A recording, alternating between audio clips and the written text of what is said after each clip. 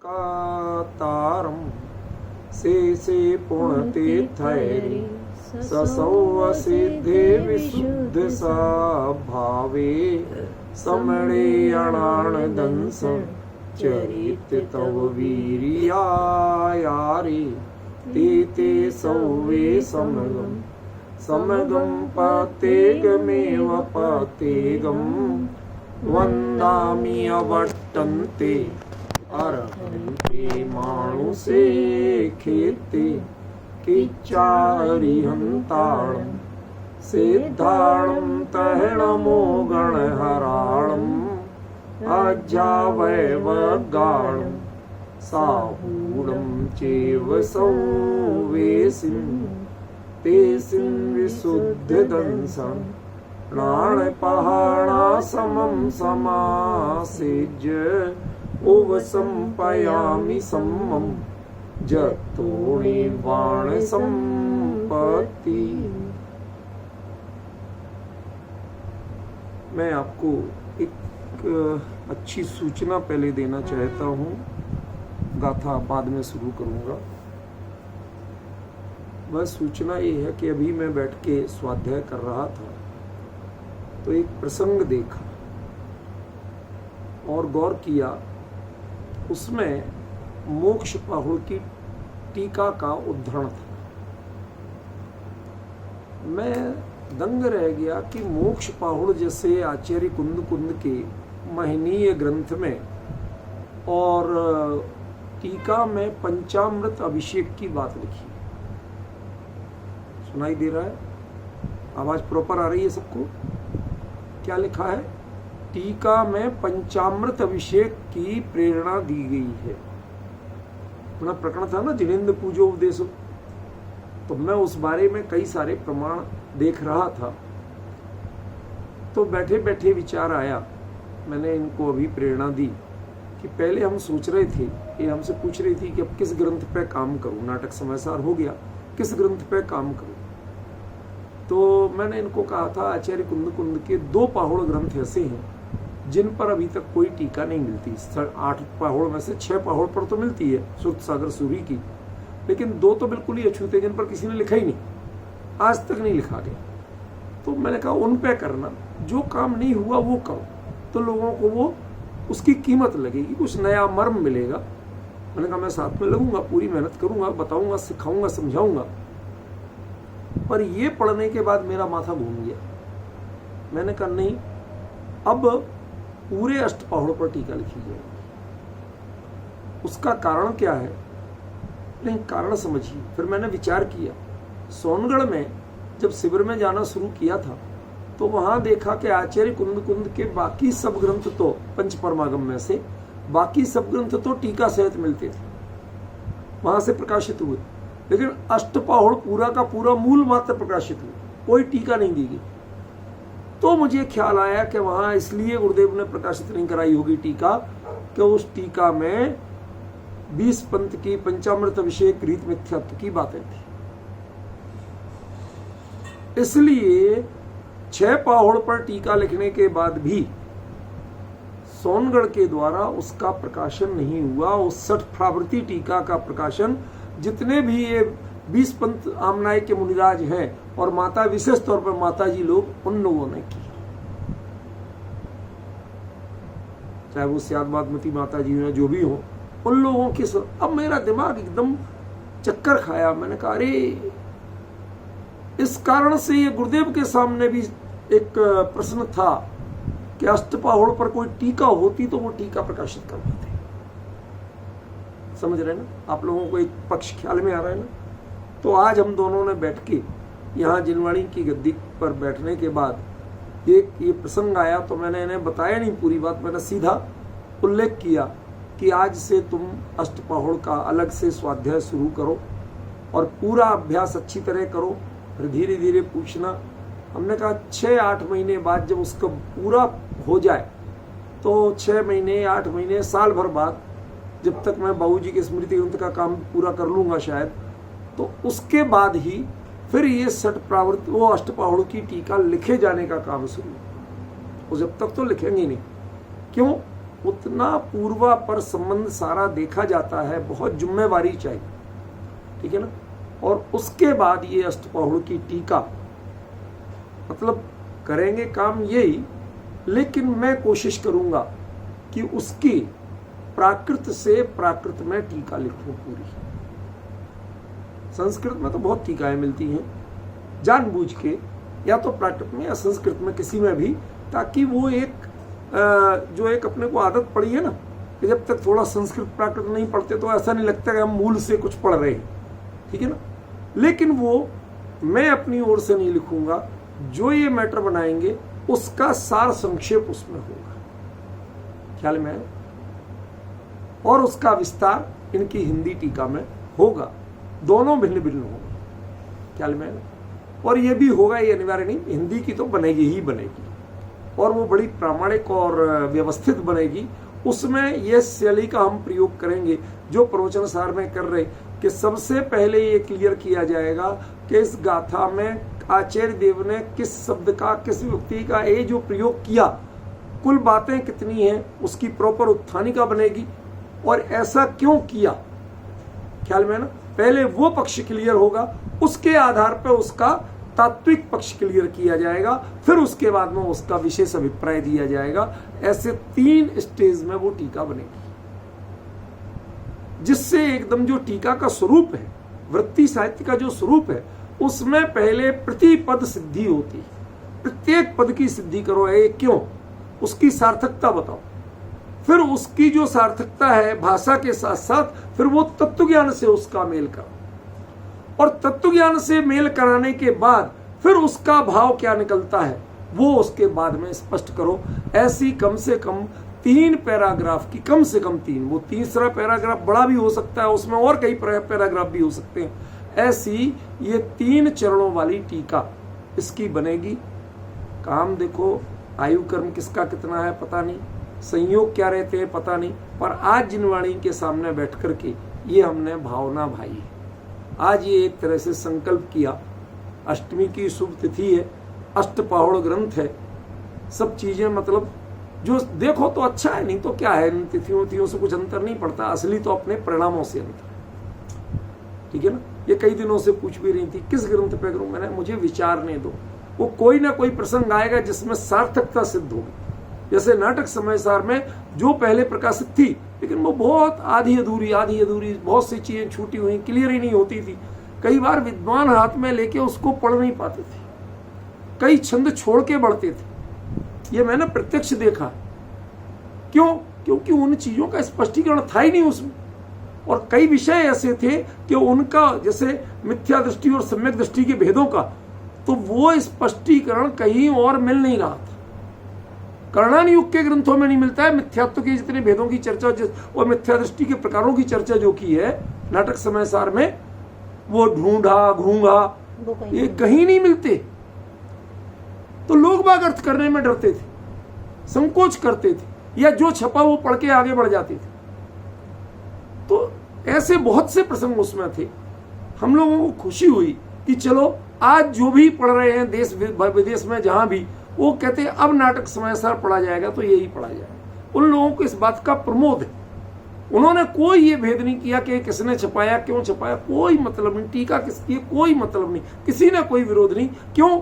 वो यदि स्थान पाई लोगों में तो वो अपनी गुणवत्ता के कारण पाई, उसमें वो क्वालिटी थी, वो ग्रेस थी, अपने आप लोगों ने स्वीकार किया सहज। इसी प्रकार हम चाहते हैं कि आचार्य कुंद का कोई नया ग्रंथ जब तक नहीं मिलता और कोई नया बड़ा काम नहीं होता, 10 भक्ति पर भी बाकी भक्तियां नहीं मिलती, तो पूरा करके ही मैं करूंगा। वो तो एक समय का काम है लंबा, लेकिन ये चीज प्रकाशित होगी। और आज भावना ये कर रहा हूं कि ये रक्षाबंधन पर्व जो आएगा, वात्सल्य पर्व, एक वात्सल्य पर्व छोड़ के उससे अगले वात्सल्य पर्व तक ये टीका आ जाएगी, ये टीका प्रकाशित हो जाएगी 2 साल के अंदर। ये मैंने आज यहां बैठ के भावना, कोई अच्छा संकल्प कर, जिनवाणी के सामने बैठे, जिन सुत की आराधना कर रहे, आप आश्चर्य करेंगे। आज जब मैं पढ़ रहा था तो आचार्य देव ने एक जगह प्रश्न किया कि जिन श्रुत की पूजा, ये देखिए दूसरे जो हमारे तारणपंथ आमनाय के लोग हैं, मैं किसी को उपेक्षित नहीं करता हूं, मैं उनको बता रहा हूं। उसमें आचार्य देव ने लिखा 3 जगह ऐसा प्रसंग आया प्राचीन ग्रंथों में कि जिन श्रुत की पूजा भी जिन देव की पूजा के समान है, मतलब उसकी तुम कम महिमा मत करो, लेकिन यह कहीं नहीं लिखा कि उसे जिनेंद्र देव का विकल्प बना लो। मेरे पॉइंट समझ रहे? उसके कारण तुम जिनेंद्र देव की पूजा का निषेध कर दो, यह कहीं नहीं लिखा। आप डिफरेंस समझ रहे? तो जो आप श्रुत की पूजा करते हो, हम उसको अपमान नहीं कर रहे। आप दोगे उसी वेदी पे, हम भी ढोक देने को तैयार है। समझ में? हम इसमें पंथवाद के, आप तारणपंथ और हम मूल, ऐसा भेद नहीं कर रहे। उसी वेदी पर मैं बताऊं आपको, ललितपुर में जब पाठशालाएं चलती थी और मैं पढ़ता और पढ़ाता भी था, तो उसमें तारण समाज के जो चैत्यालय बना हुआ था, उसमें वेदी में अकेले शास्त्र होते थे। हम लोग रोज वहां पर पढ़ाने जाते, क्लास लेते, और हम लोग खुद रोज ढोक देते थे। कोई विरोध नहीं किया, कभी भेद का भाव नहीं आया। लेकिन किस रूप में? देव, शास्त्र और गुरु का एक रूप है, त्रिमूर्ति में से एक रूप है, लेकिन वह एक रूप अपनाइए, उसकी पूजा कीजिए, उसकी महिमा है, लेकिन उसकी महिमा आपको दूसरे की महिमा का निषेध करने की प्रेरणा नहीं देती। हमारी आपत्ति यह है कि जिनके वचन वो हैं, वो वचन भी साक्षात नहीं है, वो भी आपके पन्नों पे लिखे हुए हैं। समझ रहे ना? उनकी पूजा करने को तैयार हो, तो जिनका बिंब जो है, जिनका साक्षात रूप जिसमें दिखता है, उसका आप निषेध करते हो। हमारी आपत्ति है, आप निषेध बंद कीजिए। वो निषेध करेंगे तो आप मूल आमनाय से, कुंद आमनाय से हट जाए। भले ही आप कुंद के कितने ही गीत गाइए, निषेध नहीं कर सकते। समझ में? हम जिन शास्त्र की पूजा भी जिन देव के समान अष्टद्रव्य से करो, हम निषेध नहीं करते, इसमें साफ लिखा है। समझ गए ना? उतनी ही विनय से करो। हमारे यहाँ कई बार होता है, हर जगह जिनमें विराजमान नहीं हो सकते। आप घर में कोई आयोजन करते हो, आपके सामने मैंने सुर्ख पंचमी पर किया था एक साल, पिछली साल घर में ही विधान किया था, जब मंदिर में नहीं कर सकते थे, किया था, हमने जिनवाणी विराजमान की थी और पूरे अष्टद्रव्य से सारा थाल सजा के सारी पूजा की थी, पूरा विधान किया था। कहीं कोई अंतर नहीं था कि मंदिर है कि घर है। लेकिन इसका मतलब ये नहीं है कि अब हम घर में शास्त्र की पूजा करने लगे, मंदिर जाना छोड़ दें। ये अनर्थ नहीं किया। आप डिफरेंस समझ रहे हैं ना? अनर्थ कहां हुआ? वो एक काल था जब दक्षिण में काष्ठा संघ की शुरुआत कैसे हुई थी। काष्ठा संघ ज्यादा पुराना नहीं है, उसकी शुरुआत कहां से हुई थी? उसकी शुरुआत हुई थी काष्ठा संघ की जो दक्षिण भारत में, वो हुई थी उन परिस्थितियों में जाके जिन परिस्थितियों में मुसलमान आक्रमण करते थे। छोटी रत्न प्रतिमाएं लेके तो लोग डिब्बे में रख के भाग जाते थे। अब जो पाषाण की विशालकाय प्रतिमाएं होती थी, वहां का जो भारी भी बहुत हो, क्योंकि वहां ज्यादातर कसौटी पत्थर वगैरह ऐसा चलता है या ग्रेनाइट, ये भारी होता है। अब उसको लेके नहीं जा सकते, नहीं लेके जाओगे, अब उनसे लड़ सकते नहीं हो आप, वो तो क्रूर है। तो आप जान बचा के भागते थे, वो आके पीछे मंदिर और मूर्ति तोड़ते थे।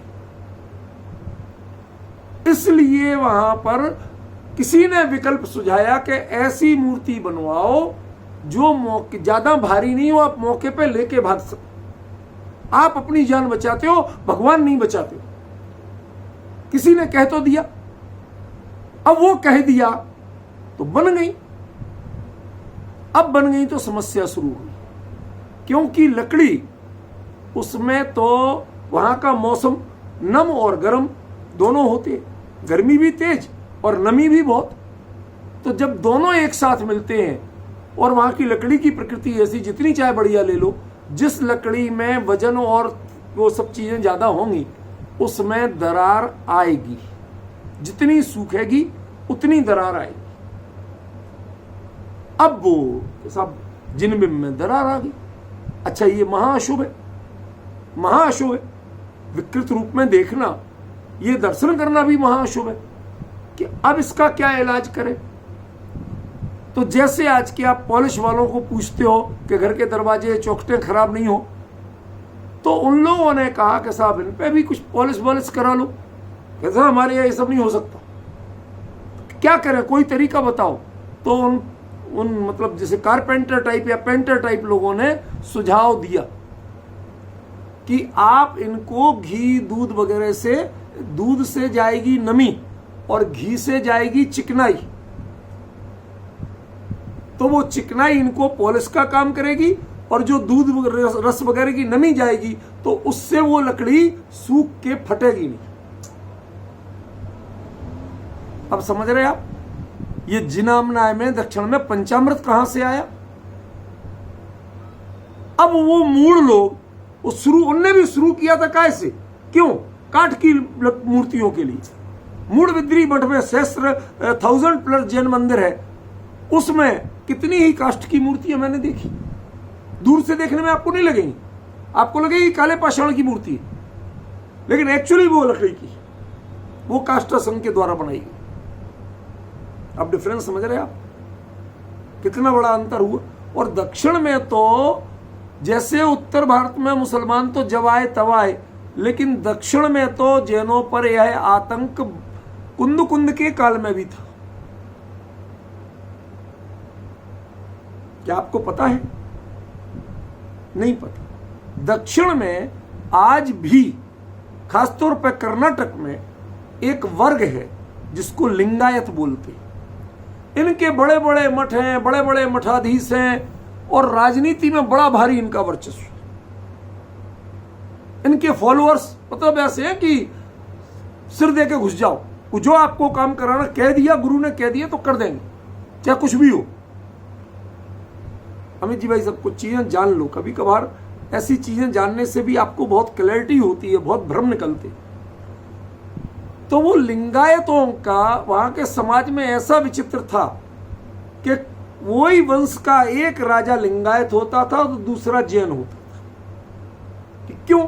स्वाभाविक परिणति थी। क्या होती है, जैसे आप एक सरकार 1 बार 2 बार 3 बार चुन लोगे, फिर बदलते ही बदलते, समझ गया ना। एंटी इनकम्बेंसी बोलते ना, मोह भंग होना। देखो वो बड़ा अच्छा रूप था, लेकिन यहाँ मोह भंग होने का रूप अलग है कुछ, समझे। तो वो जब एक राज्य में तो बिल्कुल अहिंसा चल, बिल्कुल अहिंसा, वीतराग धर्म की प्रभावना, तो दूसरे लोग जिनको कर्मकांड या दूसरे मठ, तो वो धीरे धीरे, अब राजा कभी न कभी कोई ना कोई गलती तो करता ही है, उनको वजन लेके, उनको मुद्दा बना के, और वो लोग मठाधीश भड़काते थे प्रजा को। तो प्रजा जिसके साथ हो, भले ही लोकतंत्र नहीं था, राजतंत्र था, लेकिन प्रजा जिसके साथ हो, कई बार राजा, अब 2 या 3 राजकुमार हैं, तो जिसे प्रजा का साथ चाहिए तो हम तुम्हारा मानेंगे। और आप विश्वास करोगे, मुसलमानों ने शायद इतनी क्रूरता नहीं दिखाई हो जितनी क्रूरता उन लोगों ने दिखाई। एक एक दिन में 4-4 हजार दिगंबर साधु कोल्हू में पेले गए। कोल्हू में पेलना समझते हो आप? 4-4 हजार दिगंबर साधु। क्यों? ये भड़काते हैं, वो कहते थे, मठ वाले है ना, ये भड़काते हैं।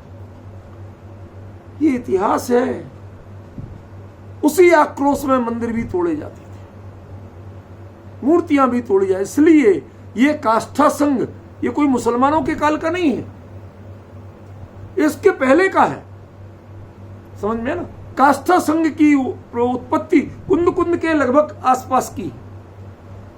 हमारे कई आचार्य काष्ठा संघ के कहे, जो कुंद के व्याख्याकार आचार्य काष्ठा संघ के कहे गए, समझ रहे आप। अमृतचंद्र आचार्य तक पे ये आक्षेप था काष्ठा संघ का। अब होता क्या था, कोई के गुरु या कोई कभी किसी, या उनके परिवार में या गुरु, वो किसी के फॉलोअर रहे हों, व्यक्ति तो बदल सकता है ना, वो तो अपनी विचारधारा, मान्यता, अपना आराध्य बदल सकता है ना। तो वो चेंज हो गए, लेकिन उनकी हिस्ट्री क्या बनी रही, वो काष्ठा संघ की। इसलिए अमृतचंद्राचार्य को कई लोग ये आक्षेप लगाते हैं कि काष्ठा संघी थे। अब पॉइंट समझ रहे ना, ये आपको इतिहास पता होना चाहिए थोड़ा सा। हम तत्व ज्ञान की चर्चा सूक्ष्मता से करें, पर कभी कभी ये जानकारियां रखें, इससे कोई आपको मिसगाइड नहीं कर पाए, उसकी वास्तविकता पता रहे। ख्याल में है ना विपिन जी? तो वो काष्ठा संघ चला, उसके कारण पंचामृत आया, इसीलिए उत्तर भारत में पंचामृत नहीं था। क्यों? यहां कभी काष्ठ की मूर्ति ही नहीं बनी, कोई मानने को तैयार नहीं था। क्या यूज है इसका, क्या तुक है? इसीलिए दक्षिण में वो धारा वारा, ये शांति धारा के प्रावधान जितने थे वो भी दक्षिण में चले। क्यों? क्योंकि जब मुसलमानों ने आक्रमण किया और बहुत सी बातें हुई, तो दक्षिण के लोगों में एक बड़ी विचित्र स्थिति है। द्रविड़ संस्कृति में देखो, एक हम ईमानदार और निष्पक्ष विश्लेषण कर रहे हैं, इसमें कोई पूर्वाग्रह नहीं, कोई राजनीति नहीं, कोई किसी की निंदा स्तुति नहीं है, तथ्य है। आज भी कोई एक नेता यदि किसी के साथ कुछ हो जाए तो आप सबसे ज्यादा तमिलनाडु और कर्नाटक वगैरह में पाओगे कि उनके फॉलोअर्स या तो सीधे उनके मंदिर बना के पूजने लगते हैं। उत्तर भारत में किसी नेता का मंदिर नहीं बना होगा। जननायक है, आप हैं, लेकिन उनको भगवान का स्थान नहीं दिया होगा, पर वहां हो जाता। वहां तो हीरो हीरोइन तक के मंदिर बन जाते। और जब वो मतलब डिप्रेस्ड होते हैं, उनके हीरो को, हीरोइन को या नेता को कुछ भी जरा उनके प्रतिकूल हो गया, हार गए चुनाव में, तो 150 लोग आत्महत्या कर ले। मीन्स वहां भावुकता बहुत है। आप डिफरेंस, एक बात बताना थी कि वहां की संस्कृति में भावुकता की प्रधानता बहुत है। आत्महत्या कोई उत्तर भारत में नहीं होती, लेकिन यहां पर तो इंडिविजुअलिटी के कारण होती। कोई किसी के प्यार में, कोई किसी के वियोग में, कोई किसी, वो दुनिया भर के चक्करों में होती है, लेकिन वो इंडिविजुअलिटी में होती है। किसी एक व्यक्ति के कारण सैकड़ों लोग आत्महत्या कर रहे हैं, ये नहीं होता। ऐसी भावावेश की स्थिति उत्तर भारत में नहीं, लेकिन दक्षिण भारत में ये स्थिति बहुत है। समझ रहे ना? वहां के कल्चर में है, वहां की मानसिकता है, वहां की ब्रीड में है। आप डिफरेंस समझ रहे हैं? इस कारण से वहां के लोगों ने जब पंचामृत अपनाया तो अपनाते गए। वो तर्क नहीं सुनते, लॉजिक नहीं सुनते कि क्यों करना, किसका करना, वो तो सबका करने लगे। पाषाण प्रतिमा का भी वो हमारे गुरु जी ने कहा। ये भावुकता की प्रधानता है वहां, अपेक्षाकृत विवेक की। अब हमें समझ में आता है कि सारे तीर्थंकर उत्तर में ही क्यों हुए थे। एक तीर्थंकर भी दक्षिण भारत में, मैं ये कह के कोई उत्तर भारत दक्षिण भारत में भेद नहीं करना चाहता। मैं खुद सारा अपना शास्त्रों का स्वाध्याय, शास्त्रों की खोज दक्षिण में करता हूं आज भी जाके। भले ही गोमटेश्वर का पंचामृत होता है, लेकिन जिस समय नहीं होता है, शायद जल से होता, मैं भाव से दर्शन करता हूं, पूजन करता हूं। मेरे लिए वहां के भट्टारक जानते हैं, तो वो भट्टारक स्वामी जी आज भी है। जब भी मैं पहुंच जाऊं, उस दिन जाके वहां के मैनेजर जो पहाड़ पे ऊपर जाता है, कहते आज सुदीप जी गए, जब तक वो पूजन करके नहीं निकले, जब तक आप और कोई नहीं करेंगे, आज का प्रक्षाल भी वही करेंगे, और जब तक वो पूजन करके नहीं निकले, जब तक आप लोग कोई धारा वारा और कुछ नहीं करेंगे। तो ऐसा नहीं है, मानते हैं। आज भी यदि मैं जाऊं और उन्हें पता चल जाए पहले से, तो कहलवा देते हैं कि उनके, जबकि निजी भोजनालय में किसी का भोजन नहीं होता, लेकिन मुझे अपने निजी भोजनालय में भोजन कराते हैं। समझ गया? जो उनके लिए बनेगा वही भोजन हमें मिले। तो एक आत्मीय भाव है। मैं इस कारण से, देखिए, सैद्धांतिक मतभेद होना अलग चीज है, लेकिन हम व्यक्तिगत विद्वेष नहीं बनाए उसको। सैद्धांतिक मतभेद हो सकता है, जीवन में ये मंत्र सीख लीजिए, सैद्धांतिक मतभेद को व्यक्तिगत कषाय में मत बदलिए।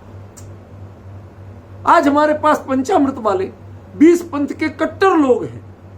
एक हमारी, नाम नहीं लूंगा, एक हमारी मित्र है, बहन है, वो कट्टर विरोध के ग्रुप की है।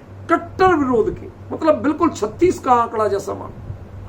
उसके बावजूद वो कहती हैं कि भैया, मुझे जो आपको पढ़ने और सुनने में तृप्ति मिलती है, भले ही आप मेरे विरोध में लिखते हैं, मतलब उनकी मान्यता के, व्यक्तिगत नहीं, कहते उसके बावजूद आपका लिखा हुआ बार बार पढ़ने को मन करता है। कहते कई बार मैं 10-10 बार पढ़ती हूँ उस लेख को आपके। जिद करके जुड़ी मेरे से कि मेरे को जरूर दो, जो भी लिखो आप जरूर भेजो। ये स्वाध्याय, ये सुनती हैं और कहने लगी कि अब के 10 लक्षण में एक दिन, मैं यहाँ पूरी व्याख्यान माला रख रही हूँ, एक दिन मैं चाहती हूं कि सोनगढ़ का तत्व ज्ञान भी बताया जाए। सुदीप जी बोले मतलब हमें कषाय नहीं बढ़ाना, एक सिद्धांत रखना। मैं दृढ़ता से उनकी सब बात का कहते आप करते हैं, आपके मुंह से मुझे बुरा नहीं लगता, और कोई बोले तो मैं लड़ने को तैयार हो जाती हूँ, क्या भी इस पंथ सही है, तर्क देती हूं। लेकिन आप क्या आगे नहीं बोलते हो कभी? क्यों? आप बोलते हो उस हृदय से जो सत्य बोल रहा है, जो वस्तु को स्वीकार कर रहा है। आप पंथवाद से नहीं बोलते, बाकी लोग पंथवाद से बोलते, इसलिए हमें मंजूर नहीं होते।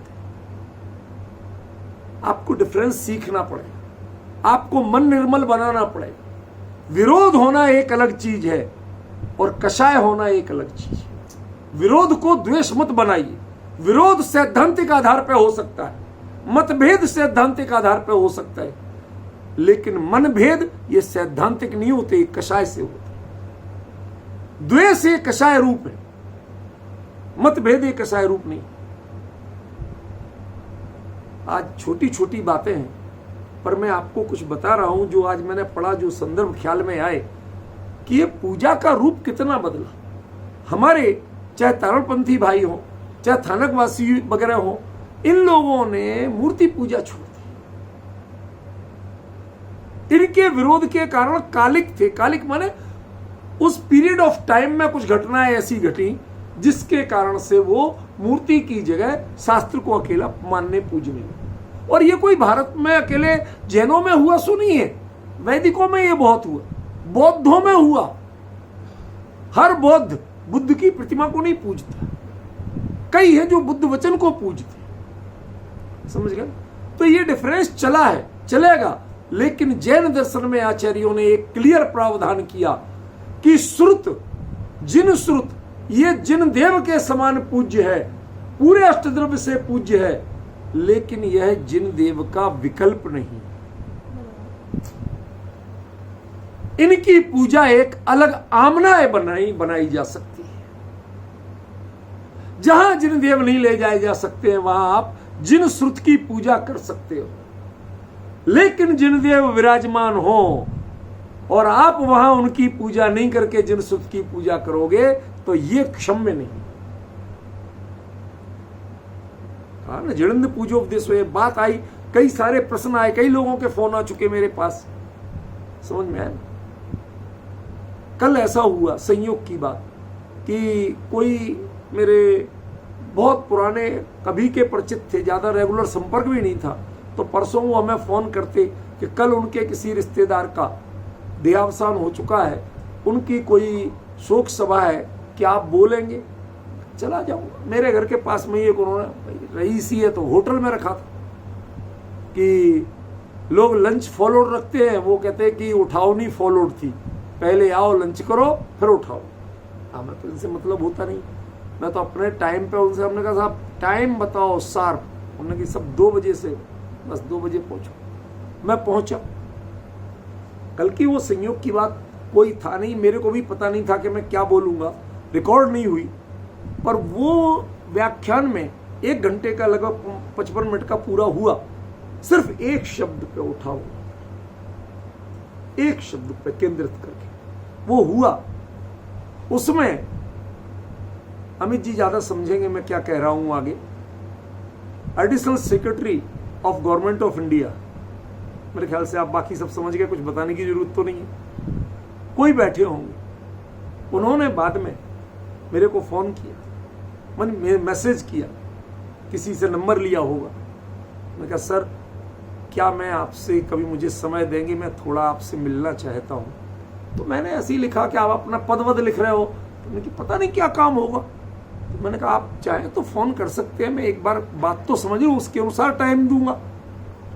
कहते नहीं, मैंने आपका जो सुना उसमें जैनों के इतिहास और तत्व ज्ञान दोनों का एक ऐसा अद्भुत मेल था जिसके कारण मैं अभिभूत हो गया, और मैं, आप नहीं आएंगे, मैं आऊंगा आपके पास मिलने, और मैं आपके पास बैठ के कुछ पढ़ूंगा, सीखूंगा। मतलब आप तटस्थ रहिए, अपनी बात पर दृढ़ रहिए, अपना मार्ग मत बदलिए। समझ गए ना? रास्ते नदियों के बदला करते हैं, पर्वतों के नहीं बदला करते। समझिए? आप नदियों जैसी तरल धारा कि जिससे टकरा गए इधर चले गए, उधर टकरा गए इधर चले गए, ये मत बनिए। आप अपने दृढ़ मार्ग पर रहिए, अडिग रहिए। कितनी नदियां आपसे फूट जाएंगी, धारा बरसने तो दीजिए। कितनी नदियां आपसे फूट जाएंगी, कितने झरने आपसे निकल जाएंगे। आप इस लालच में मत पड़िए कि मेरे पास कितनी नदियां हैं और कितनी नदियां नहीं हैं, कितने झरने और कितने झरने नहीं हैं। ये झरने और नदियां पर्वत कभी नहीं देते। झरने और नदियां तो बारिश का खेल है। बारिश मीन्स या पुण्य के उदय का। पुण्य के उदय की कातरता आप में नहीं होना चाहिए कि आपके कितने फॉलोअर हैं, कितने प्रोग्राम होते, कितने लोग, आपके कुछ नहीं होना चाहिए। आपके विकल्प तक नहीं आना चाहिए। आप अपनी जगह दृढ़ बने रहिए। धूप भी बरसी है, धूप भी में तपे हो तो बारिश भी तो यहीं पे होगी। समझ में आया? इसलिए आप विचलित मत होइए अपने सिद्धांत। आज हमारे विद्वानों में गंगा गए गंगादास, जमुना गए जमुनादास, इसकी प्रवृत्ति बढ़ रही है। जहां गए उसकी तारीफ कराए, जहां गए उसकी मान्यता का पोषण कराए। जहां गए एक हमारे मोक्षी विद्वान है, वो तो पद्मावती शतबल की ऐसी महिमा करते हैं कि पूछो मत। और तर्क क्या देते हैं? टोडरमल जी ने कहा है कि हमें किसी का विरोध नहीं करना। टोडरमल जी ने, जरा पढ़िए 6वें अधिकार में, 7वें अधिकार में क्या क्या नहीं लिखा, 5वें में क्या नहीं लिखा। लेकिन वो नहीं पढ़ेंगे, ये कहते हैं तो मुझे कष्ट होता। मौका परस्ती का नाम ये विद्वत्ता नहीं। मौका परस्ती तो उसको कहते हैं जिसे झपट मार कहते हैं। मौका मिला गले की चैन खींच ले गए, मौका मिला हाथ से मोबाइल छीन ले गए। क्या इसका नाम विद्वत्ता है? इसका नाम योग्यता है? मानता हूं कि हर कोई नहीं छीन के भाग सकता। आप करोगे, विपिन जी भी कोशिश करोगे नहीं, हमें पता है, पर करोगे तो पकड़े जाओगे। क्यों? क्योंकि उतनी त्वरा, उतनी चपलता आप में नहीं है, उतना माइंड शार्प आप में नहीं है। किस गली से भागना चाहिए, कैसे बचोगे, ये आपके उतनी प्लानिंग नहीं कर सकते। कभी दिमाग में इतना चला है ही नहीं, कहां से करेंगे? तो वो भी एक बार प्रतिभा तो है, लेकिन वह प्रतिभा निंदनीय है, अनुकरणीय नहीं है। जब वह समाज में स्थान नहीं पा सकती तो साधर्मियों में कैसे स्थान पाएगी? आज लोग संख्या गिनते हैं, कितने लोगों ने आपको पूछा, कितने लोगों ने किया, लेकिन आप दृढ़ रहना सीखिए। यदि आचार्य कुंद कुंद लिख रहे हैं कि जिनेंद्र पूजो उपदेशो है, जिनेंद्र पूजा का उपदेश देना, तो हमारा कर्तव्य है कि हम उसका सही स्वरूप बताएं और दृढ़ता से बताएं। समझ में आया? ध्यान रखना। पुनः आपको बता रहा हूं कल की बात के आगे, आज और कई पॉइंट बताऊंगा। जिनेंद्र पूजा का ही उपदेश है, दर्शन का उपदेश नहीं। दर्शन करके जब पूजा करने जाओगे तो दर्शन होंगे, ये फैक्ट है। बिना दर्शन के पूजा किसकी करोगे? लेकिन आपके लिए प्रावधान पूजा का है, दर्शन का नहीं है। षट आवश्यक में क्या आता है? देव पूजा। देव पूजा के देव दर्शन। देव पूजा बताइए विपिन जी, देव दर्शन आता है कि देव पूजा आता है? देव पूजा। ये मेरे बोलने में तो नंबर बदलते रहते हैं, कभी मैं देव पूजा पहले कह रहा हूं, कभी देव दर्शन पहले कह रहा हूं, लेकिन नंबरों से काम नहीं चलेगा। समझ रहे ना? अब आप क्या करें, बोल सकते नहीं, तो माइक खोल नहीं सकते, स्वाध्याय डिस्टर्ब नहीं हो, आप इशारे में कहते हो। ये तो क्या है, लैपटॉप में इसलिए रखने लगा कि कई जो श्रोता दिखते हैं ना, तो एक सभा जैसा उपयोग एकाग्र होता है। मोबाइल में वो नहीं होता था, किसी के भाव भंगिमा नहीं दिखती थी, उनके क्या भाव हो रहे हैं, किस तरह सुन रहे हैं, क्या एकाग्रता दिखती नहीं थी। इसलिए मैंने ये चेंज किया, वरना इन सब टेक्नोलॉजी में मैं उलझता नहीं। क्या कहा? दर्शन को कहीं प्रावधान नहीं किया, जब प्रावधान किया तो मात्र पूजा का किया।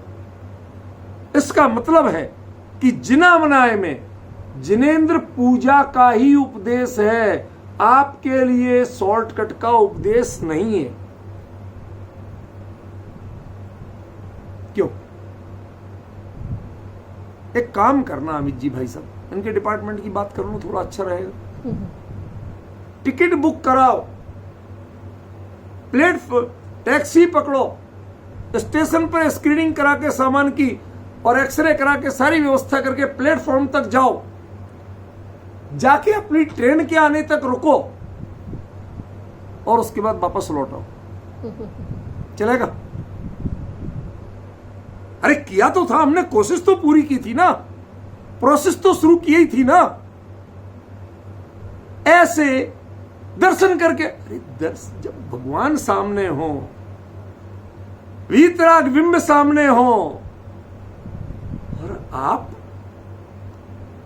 कल्पना करिए, आपके यहां जब दीक्षा कल्याणक का प्रसंग पंचड़क में आता है, उसमें यदि ऐसा प्रसंग बने कि आप आहार दान नहीं कर सके, क्यों? आपने कुछ खा लिया था, सुबह नाश्ता कर लिया था। आपको विश्वास नहीं होगा, जो समझदार प्रतिष्ठाचार्य होते हैं वह दीक्षा कल्याणक के दिन उनके यहां भोजनालय में नाश्ता नहीं होता, बंद रहता है, निषेध रहता है, ताकि कोई वंचित ना रहे। अब जिसने कभी कहीं और कर लिया हो, साथ ले गए थे, डिब्बे में से निकाल के कर लिया। गुजराती लोग बहुत चतुर होते हैं, इनका नाश्ता तो 24 घंटे तैयार रहता है, वो खाखरा। जब चाहो जाओ डिब्बा खोलो, चालू हो जाओ। समझ में आया ना? तो वो ऐसा किसी ने कर लिया हो और उधर प्रसंग आया और मंच से बोल रहे हो, भैया आहार दान के लिए सबको छूट है, लेकिन एक चीज ध्यान रखना, आपको उस दिन किसी ने जिसने भोजन आदि कुछ भी कर लिया, मुंह जूठा कर लिया, तो वो मुनिराज को आहार दान नहीं कर सकता। अब बताइए क्या लगेगा? अब वो जो थोड़ा सा कर लिया था ना, कितना पीड़ादायक लगेगा। अरे मुझे पहले से पता होता, मेरी क्या दुर्बुद्धि जागी, दीक्षा कल्याणक का दिन और भगवान को आहार दान नहीं दे सकते। जबकि उसमें कोई वो जिन बिंब है वो लेते नहीं है, कुछ नहीं होता, लेकिन फिर भी एक भावना उमड़ती कि नहीं उमड़ती? अमित जी, उमड़ती है ना? वही मैं यहां कहना चाहता, मेरा अभिप्राय बिल्कुल वही का वही है। गौर करिए यदि आप क्या कह रहा हूं, वही अभिप्राय बता रहा हूं मैं कि आप जब जिनेंद्र देव के सामने जाएं,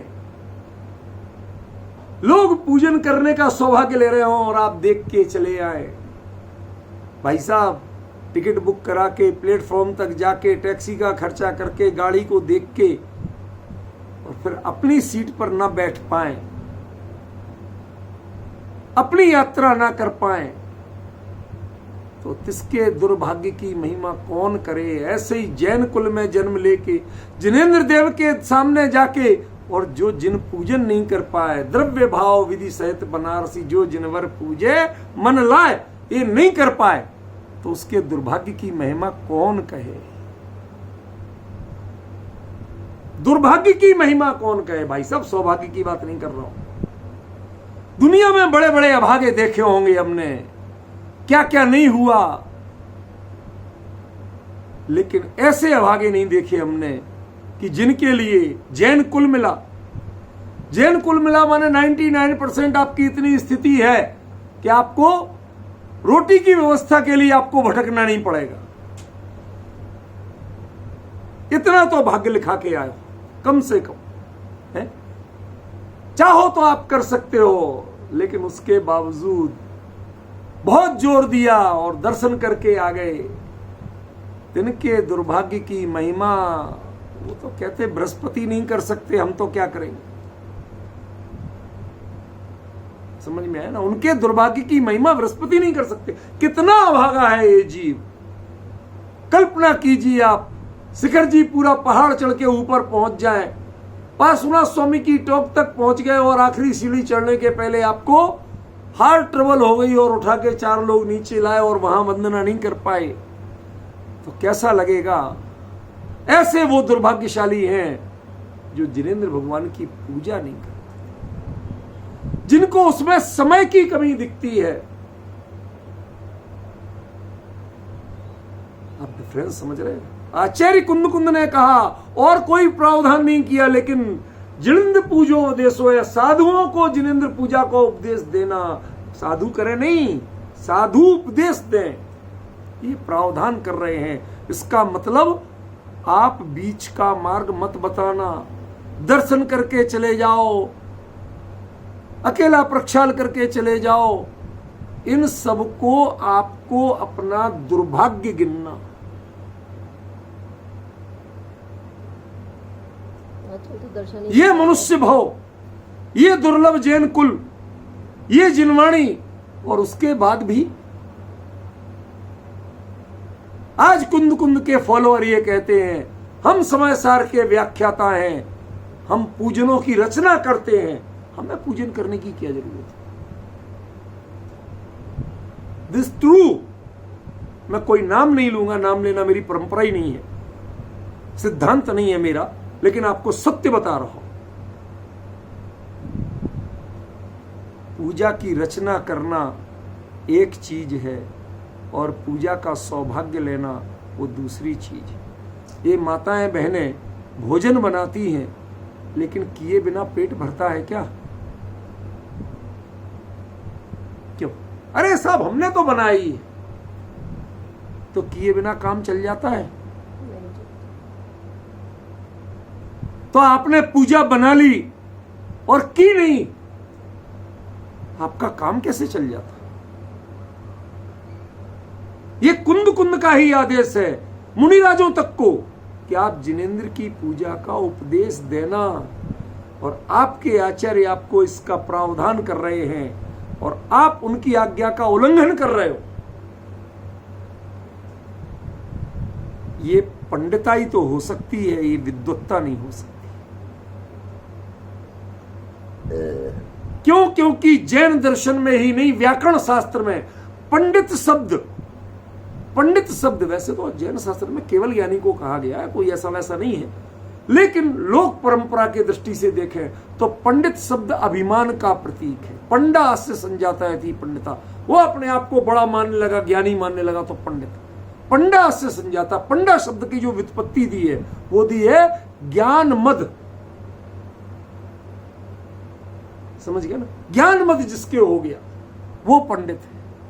लेकिन जिसकी हमेशा जिज्ञासा वृत्ति है, विनय पूर्वक जिज्ञासा से जो पढ़ता है, उसको विद्वान कहा।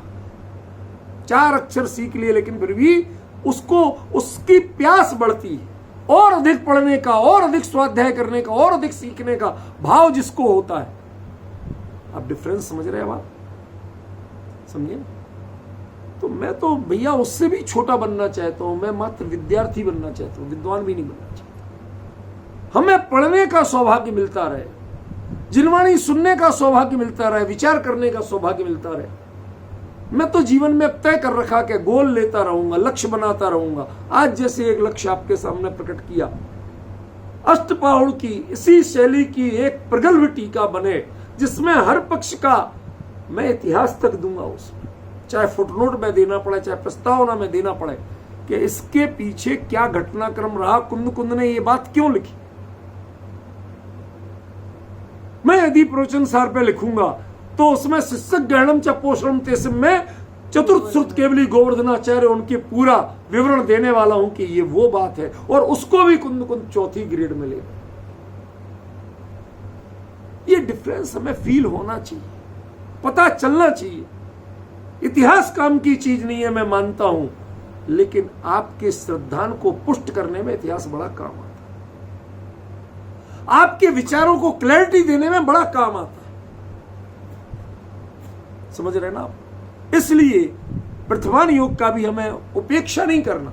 आप उसके आकर्षण में पड़े, वो ही पढ़े, वो ही सुने, उसमें मनोरंजन, ऐसा आकर्षण पैदा मत करना, पर उपेक्षा भी मत करना। न जाने कितनी ऐसी पुराण की और इतिहास की चीजें हैं जो आपके श्रद्धान को निर्मल करने में काम आए, जो आपको जैन तत्वज्ञान समझने में काम आए। इसलिए हमारे लिए बड़ा ही विनम्र बन के रहना है, पंडित बन के नहीं रहना। आचार्य कुंद कुंद लिखते जिणंद पूजो उपदेशो। आज हमारे यहां एक और हमारे बुंदेलखंड में व्यंग्य चलता है, अमित जी भाई साहब, व्यंग्य। किसी को मजाक उड़ाना हो तो ऐसा बोला जाता है, पहले भोजन फिर स्नान, सबके पीछे श्री भगवान। समझ गए? कई लोग ऐसे हैं जिनके घरों में सुबह उठते ही पहले बुरी चाय चलती, समझ, बैड टी। अब आप ही बोलते हैं बैड, में तो गुड और बैड में तो बोला नहीं, आप ही लोग बोलते हो, हम तो पीते ही नहीं, तो हमें पता ही नहीं, समझ में। अब चाय बुरी होती है आप बोलते हो, मैंने नहीं बोला आज तक, क्योंकि जो पीते ही नहीं उसे काय की अच्छी काय की बुरी, समझ में। वो करते हैं, उसके बाद और सब कर लेंगे, फिर जब कब मंजन होगा, कब नहाएंगे, क्योंकि बुरी चाय वाली बुरी क्यों होती है, वो बिना मंजन की पीते हैं इसलिए बुरी होती है। और बाकी देव दर्शन नहीं करना, विनय भक्ति के भाव नहीं करना, पहले भोग के भाव आना, इसलिए बुरी होती है। ऐसे सब कार्य करते हैं, कितना ही वैभव हो जाए, कितना ही साधन हो जाए, कितने ही नौकर चाकर हो जाए, आप अरबपति खरबपति कुछ भी हो जाए, आप जैसे अभागा कोई दूसरा नहीं। क्या जिनके पास जाने के साधन नहीं थे मंदिर, जिनेंद्र देव के दर्शन करने के साधन नहीं थे, वो नहीं जा पाए, तो कम दुर्भाग्य है। लेकिन आपके पास सब कुछ था और आप प्रमाद और विषयों की गुलामी में आपने वो काम नहीं किया जो इस मनुष्य भाव का सबसे बड़ा सौभाग्य था, प्राथमिक सौभाग्य, पहला काम था। वो क्या था? जिनेंद्र पूजा। और इसीलिए मुनिराजों को कहा कि आप जब सरागचर्या में हो, राग युक्त चर्या नहीं, सरागचर्या, सरागचर्या में हो, तो आपका कर्तव्य है कि आप श्रावकों को जिनेंद्र की पूजा का उपदेश देना, अकेले दर्शन का नहीं देना, मंदिर बनवाने का मत देना, पहले मंदिर की पूजा करना सीखना। मैं आज जिनवाणी के सामने बैठ के उस पर हाथ रख के अपने जीवन की बात बताता हूं। जब मैंने दिल्ली में अपनी कॉलोनी में मंदिर बनवाने का विचार किया, थोड़ा प्रयास किया, विघ्न भयंकर आए, तो मैं पैसा, चूंकि विश्वास था लोगों को मेरे ऊपर, तो उन्होंने दे दिया था। कुल 4 सप्ताह में 4 संडे, 4 दिन मैं गया और मंदिर की जमीन खरीदने लायक पैसा मिल गया। कुल 4 संडे, इससे ज्यादा नहीं गया था। 1 महीने में काम हो गया। अब हम जमीन नहीं ले पा रहे, लोगों ने झगड़े शुरू कर दिए, दुनिया भर की बातें। तो किसी से पूछा, जैसे लोग कहते हैं ना, कोई ज्योतिषी हो या और थोड़ा बहुत जानता हो, कई लोगों के सिक्स्थ सेंस काम करता है, ऐसे लोग। तो हमने पूछा, हमने कहा भाई ये बताओ कि ये बनना हो, योग हो, तो फिर हम कोशिश करें, और जो अभी तो नहीं लगता कि बन पाएगा, और बनने ही नहीं हो, कुछ योग ही नहीं हो, तो लोगों का पैसा वापस करें जिनका लिया। मैंने तो एक अकाउंटेंट लगा के मैं ब्याज के उनका पैसा बनवा लिया था, जिसने जितना दिया उसका तेरा भैया इतने दिन में ब्याज कितना हुआ, बोले क्यों बैंक दे रहा, बैंक का ब्याज सब वापस कर दो, एक पैसा नहीं रखना किसी, तय कर लिया था। अब बड़ी दुविधा, तो उन्होंने पूछा कि आप मंदिर क्यों बनाना चाहते थे? भाई मैं रोज प्रक्षाल पूजन करूं, और क्यों बनाना चाहते थे? तो कहते आपको प्रक्षाल पूजन करने से किसने रोका, अभी शुरू क्यों नहीं किया? दर्शन करने तो जाते हो, क्या जाते हो, तो प्रक्षाल पूजन शुरू क्यों नहीं किया, किसने रोका? इसका मतलब भगवान तो आपके पास है ना कहीं तो, और वहां तक आप जाते ही हो, तो शुरू क्यों नहीं किया? दिल्ली से बाहर की बात थी, मैं लौटा सुबह 4:30-5 बजे, अहिंसा स्थल के सामने से निकल रहा था, वहीं ऑटो रुकवाया, पहले वहां जाके बोला कि भाई आज से मैं प्रक्षाल पे आऊंगा, अभी आ रहा हूं, और रोज प्रक्षाल पूजन करूंगा। और वो दिन था कि जब तक आज तक ये क्रम नहीं टूट पाया, भले ही मंदिर बदल गए, लेकिन क्रम नहीं टूट पाया। आप बहाना क्यों करते हो? यदि आपको करना है तो करो ना, किसने रोका? उपदेश जिनेंद्र पूजा का देना, उपदेश अकेला दर्शन का मत देना। जैन दर्शन में जैन होने के बाद आपका पहला प्रावधान है कि आप पूजा करो। दर्शन करने की अधूरी विधि नहीं करो। ध्यान रखना, मात्र दर्शन ये अधूरी विधि है। श्रावकों के कर्तव्य में कहीं नहीं लिखा कि देव दर्शन करना, जहां लिखा वहां देव पूजा करना। समझ रहे ना आप? बहुत बड़ा डिफरेंस है, बहुत बड़ा डिफरेंस है। जरा इन पे हमें फोकस करना पड़ेगा। मैंने कुछ जो पॉइंट निकाले हैं, उसमें एक बड़ा रोचक पॉइंट मिला मुझे कसाय पाहुड़ ग्रंथ में। Do you know about the कसाय पाहुड़? अमित जी याद तो है ना? आचार्य गुणधर, ये सबसे पहली रचना है, सठखंडागम बाद की रचना है, करीब 38 साल बाद की रचना है। आचार्य गुणधर से करीब 38 साल जूनियर थे रचना करने में, आयु में नहीं, रचना करने में, धरसेनाचार्य उसका उपदेश देने में 38 साल बाद की घटना थी वो। उसके पहले कसाय पाहुड़ की रचना हो चुकी, लेकिन वो मूल लिखित प्रति का कोई प्रारूप नहीं मिल पाया, उसकी पूजा नहीं हो पाई। उसका पता तब चला जब आचार्य तीव्र सब ने उसकी चूर्णियां लिखी। समझ गया ना? क्योंकि इस मूल ग्रंथ का नाम था पेज्य दोष पाहुड़, कसाय पाहुड़ नाम नहीं था। वो कसाय पाहुड़ नाम आचार्य तीव्र सब ने दिया था अपनी चूड़ी में। समझ? अब पेज माना राग, दोष माना द्वेष, तो राग द्वेष क्या है? कसाय है। तो इस दृष्टि से कोई अनर्थ नहीं हो गया, लेकिन नाम की बात कर रहा हूं। जो जिनवाणी का नाम है वो पेज्य दोष पाहुड़,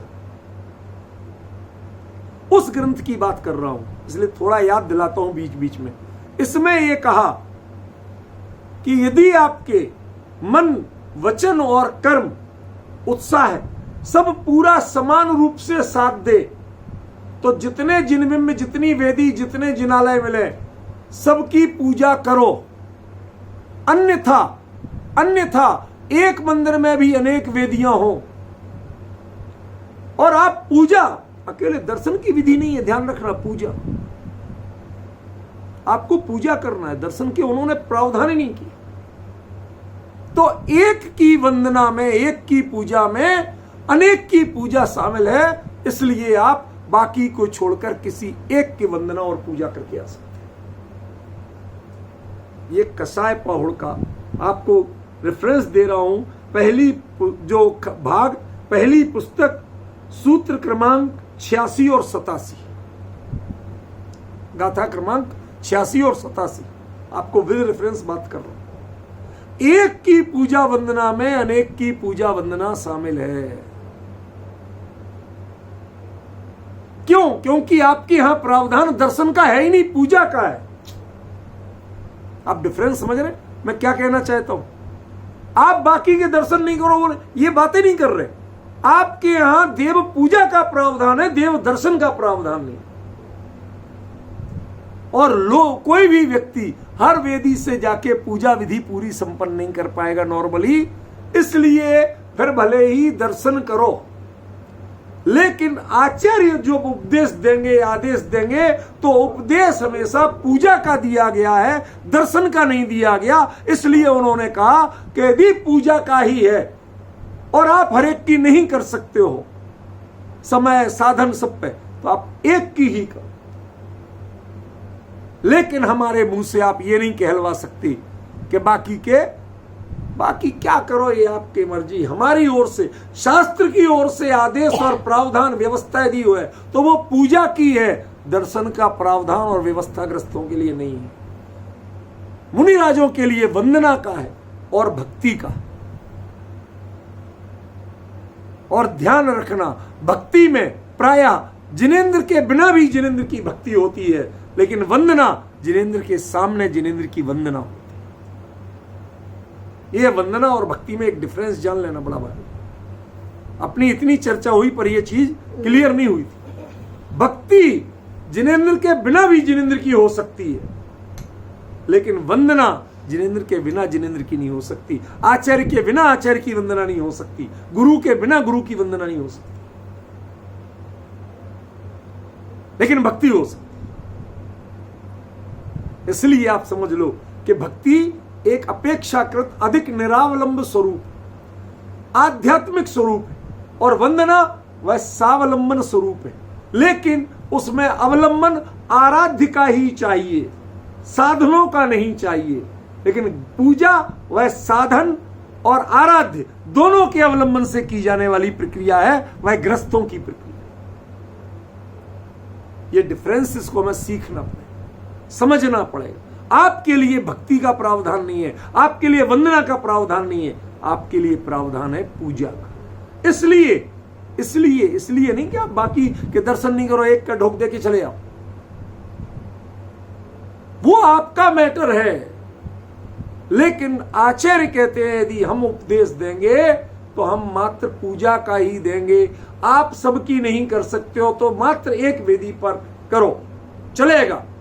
एक ही मंदिर, वहां सैकड़ों मंदिर हो, सोनागिर आप जाओ सैकड़ों मंदिर है, कई क्षेत्र, मुक्तागिरी जाओ वहां 2500 मंदिर है, बहुत से क्षेत्र है हमारे, पपोरा जी जाओ सैकड़ों मंदिर है, मत करो आप, कोई बात नहीं, भाव से सबके भाव वंदन करके जिस मंदिर में गए उन सबकी भावना करके एक में एक वेदी के सामने, एक जिनबिंब के सामने भाव पूर्वक खड़े होके पूरी आप विधि पूर्वक पूजा करो। पूजा करके वापस ऐसे 3 लोक के जिनबिंबों की वंदना करके और आप वापस आ सकते हैं। कसाय पहुड़ कहता है आप निर्दोष। और जो हर वेदी पे माथा टेक के भी एक भी पूजा नहीं करता है तो कहते हैं आपकी विधि सदोष है, अधूरी है। क्यों? क्योंकि जिनाम न्याय में उपदेश पूजा का है, जिनाम न्याय में गृहस्थों के लिए उपदेश दर्शन और वंदना का नहीं। वंदना कहां होती है? जहां जिनबिंब नहीं होते। जैसे शिखर जी पे जाओ, आपको जिनबिंब नहीं है, पहाड़ मात्र चरण है, वहां वंदना होती। इसलिए शिखर जी की हमेशा वंदना कही गई, पूजा नहीं कही गई। समझ गए? जब तक वो टूरिज्म का पर्पज रहता है, घूमना फिरना, तो वो यात्रा है।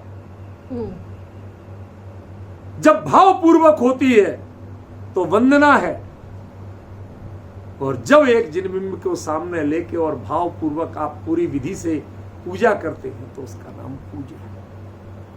लेकिन ध्यान रखना, कुंद कुंद ने प्रावधान मात्र पूजा का किया है, अन्य किसी का नहीं। एक कसाय पहाड़ का पढ़ के मुझे इतना आनंद आया, इतना आनंद आया, इसलिए नहीं कि तुम बाकी को छोड़ाओ। जो लोग सबके आगे करते हैं, एक आध को, 2 को झुकेंगे, 3 को झुकेंगे, फिर धीरे धीरे आधे झुकेंगे, फिर अकेले ऐसे, फिर ऐसे, ये स्थिति घटती जाती है। मतलब आपके जीवन में, आपकी वंदना में विनय की मात्रा घटती जा रही है।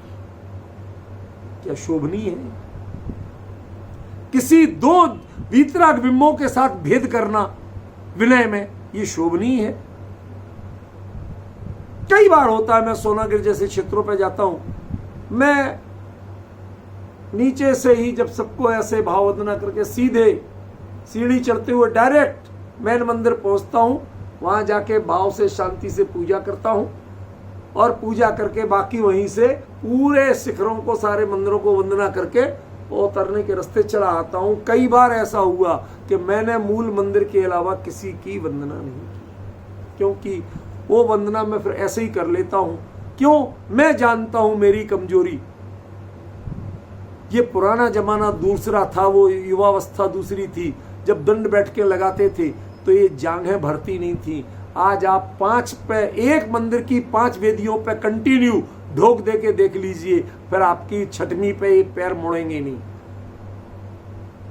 भाई साहब करके देख लेना, कि कोई मैं आपको चैलेंज नहीं दे रहा हूं, ये फिजिकल स्थिति ऐसे ही है शरीर की। समझ में आया ना? जो उतनी फिजिकल एक्सरसाइजें पूरी नहीं करते हैं, वो तो एक फिजिकल एक्सरसाइज भी है, आप नहीं कर सकते, अंतर पड़ेगा आपको। समझ में आया? आज ये क्यों हुआ? कुर्सियों पे बैठ के लेक्चर होना, लेक्चर होते, स्वाध्याय नहीं होता। पूजन भी होती है, समझ गए ना? आजकल पूजन भी कुर्सी टेबल कुर्सियों पे होने लगी। आपको पता, सुखासन में बैठना उसका मतलब शरीर को सुख देना नहीं, आपको हिलना डुलना नहीं पड़े। एक बार बैठे तो बैठे रहे, कम से कम वो स्वाध्याय या पूजन दोनों विधि में बैठे रहे। वैसे तो पूजन खड़े होके होती है, उन सबका डिटेल में नहीं जा रहा हूं मैं। ऐसे लगातार बैठे रहे, शांत प्रणाम, एकाग्रचित्त होके, आपका शरीर हिले डोले नहीं, गिरे नहीं, उसको सुखासन कहा।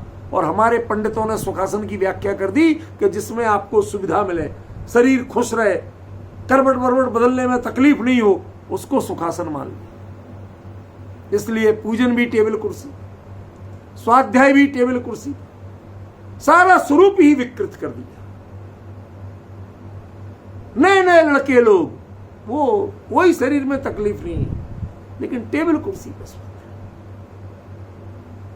पैर पे पैर चढ़ा के स्वाध्याय होगा। आप जानते हो, यदि आप भारतीय शिष्टाचार को देखें तो संविधान के कुछ धाराओं में उल्लेख है, राष्ट्रपति के सामने, यद्यपि कोई करता नहीं क्योंकि आजकल कई लोग करने लगे, यदि आप पैर पे पैर चढ़ा के बैठते हैं तो आपके ऊपर बाकायदा राष्ट्रपति के अपमान का केस किया जा सकता है।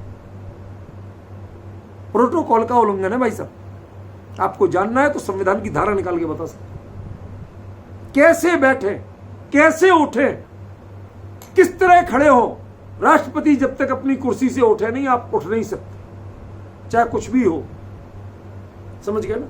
जब तक वो चले नहीं जाए, आपकी दृष्टि से ओझल नहीं हो जाए, तब तक आप अपनी कुर्सी से खड़े भले ही रहे, लेकिन आप जा नहीं सकते, किसी दूसरे से बात नहीं कर सकते। ये प्रोटोकॉल्स इनके आप मानते हो, क्यों?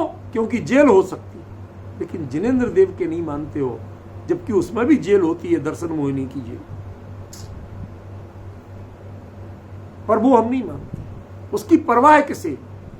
कर्म का उपदेश देते हैं करणान योग के पंडित बन के, लेकिन उसको मानते नहीं है एक जैन श्रावक बन के। क्यों? यदि मान जाते तो आपको भय होता कि हम जिनवाणी की या जिनदेव की विनय कैसे करें। फिर आपकी हिम्मत नहीं होती इन टेबल कुर्सियों का अवलंबन लेके बोलने की और व्याख्यान करने की।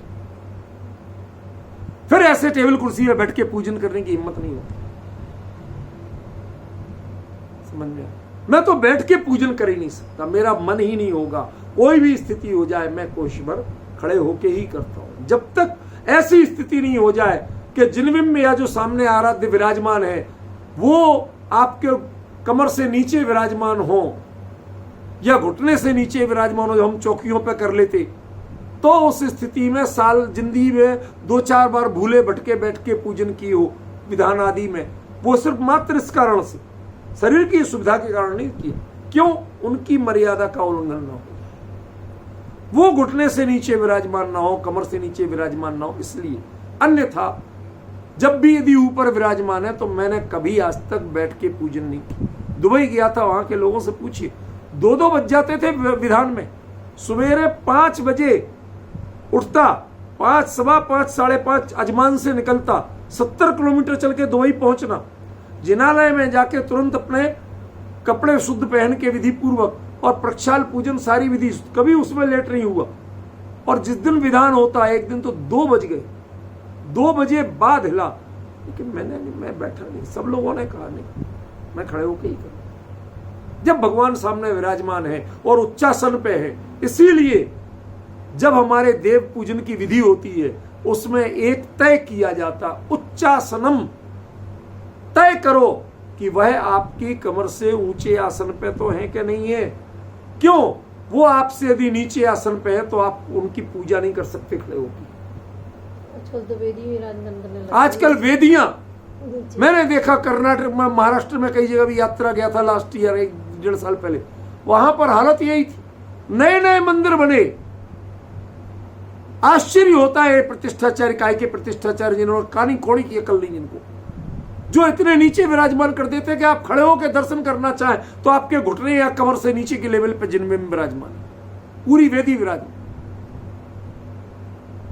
अरे किसी का कद ज्यादा ऊंचा हो बात दूसरी है, उस समय उसको अपवाद लिया जा सकता है, पर एवरेज जो मंदिर के प्रमुख उस समय कार्यकर्ता हैं, उनमें से जो सबसे अधिक कद का है उसकी कमर के नाप के हिसाब से वेदी का नाप तय किया जाता। हमने विवेक नहीं रखा, विचार नहीं किया, सोचा नहीं। इतना सावधानी रखता हूं, अभी जो वेदी बनी मंदिर जी में, उसमें मैं एक अनुभव करता हूं। आप लोगों को तो काम नहीं पड़ता ना, इसलिए आपने अनुभव नहीं किया, वो अंतर देखा नहीं इन्होंने। मैं जब अनुभव करता हूं कि श्री जी को जो सिर से जब अंग प्रोक्षण करता हूं, पहुंचता हूं, उस समय फील होता है कि मेरे जैसे हाइट के व्यक्ति को एक बार थोड़ा सा पंजा उठाना पड़ता है। सिर्फ मुझे पता, कोई गौर नहीं कर पाता। क्यों? क्योंकि ये जो बनी वेदी वो हाइट तो वही है, लेकिन बनने के बाद उसको कभी किसी स्थिति में यदि खिसकाना पड़े तो उसमें इतने 6-6 इंची के पैर हैं, 6 इंची लंबा चौड़ाई ऐसे के, और ऊंचाई तो जो है सो है, तो उसमें 4-4 बफर लगवाए हमने, ताकि उसमें खरोंच नहीं आए, ना फर्श में ना उसे, या वो कोई ज्वाइंट हिले नहीं, ऐसे बनवाए। वो जो बफर आधा पौना इंची के लगे हैं उनकी हाइट बढ़ गई, वरना प्रॉपर हमारी उसी, जब भगवान कमर की हाइट से ऊंचे विराजमान होंगे तो आप प्रॉपर विनय पूर्वक कर पाएंगे। उससे ज्यादा होंगे तो आपको अपनी हाइट एडजस्ट करना पड़ेगी, कम होंगे तो आपके नीचे पड़ जाए। एक एक चीज का प्रावधान है, ये सब पूजा का पार्ट है। पूरी विनय सीखना, जिन मंदिर की विनय सीखना, जिन देव की विजय विनय सीखना, ये पूजा का पार्ट है। बता रहे बहुत लेट कर दिया आज मैंने, क्षमा चाहता हूं। चर्चा होगी तो कल भी चलेगी, इसको मैं अधूरा नहीं छोड़ूंगा, आज समय बहुत